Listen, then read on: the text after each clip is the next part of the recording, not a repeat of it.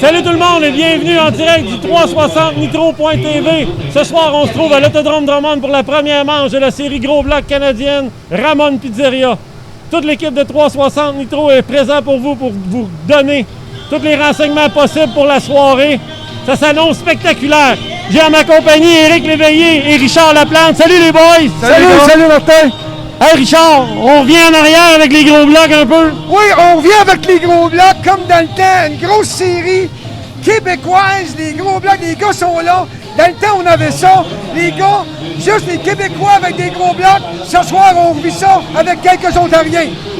Toi Éric, je sais que tu es un amateur de vitesse avec les sprint cars, les late modèles. Ça doit te faire plaisir de voir les gros blocs. Ça fait du bien d'avoir de puissance, la vraie peu de puissance qu'on a. On est habitué depuis quelques années à avoir des véhicules 358 qui donnent un excellent spectacle. Mais que dire de mieux que l'élite des moteurs au Québec?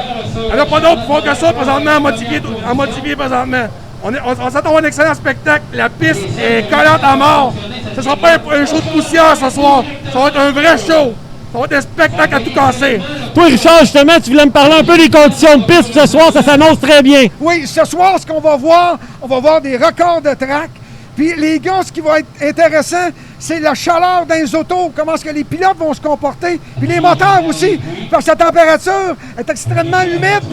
On va voir un show, ça va être différent à tous les tours, surtout avec la track collante comme qu'elle est, là. Manquez pas ça, manquez pas un seul tour.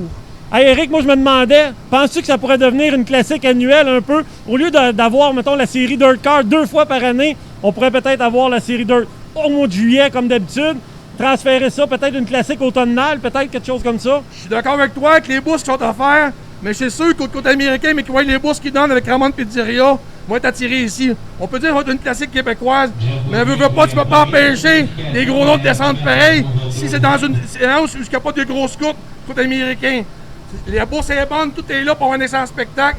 C'est sûr que c'est une série canadienne, mais on peut s'attendre à avoir des gros noms qui ne sont pas dans des classements généraux ailleurs, qui vont se présenter ici à l'automne. Ce serait une merveilleuse idée. C'est sûr que l'argent attire les gros noms, veut pas. Hey, les gars, aussi, à soir, il va y avoir des classes de soutien. On va avoir les Lightning Sprint et les STR.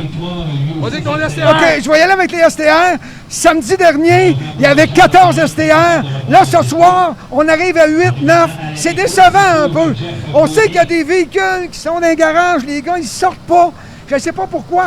On essaye de promouvoir cette classe-là. Puis ça tire de la patte. Mais ce soir, on voit qu'avec les 8 qui sont là, ils vont donner un bon show quand même, là.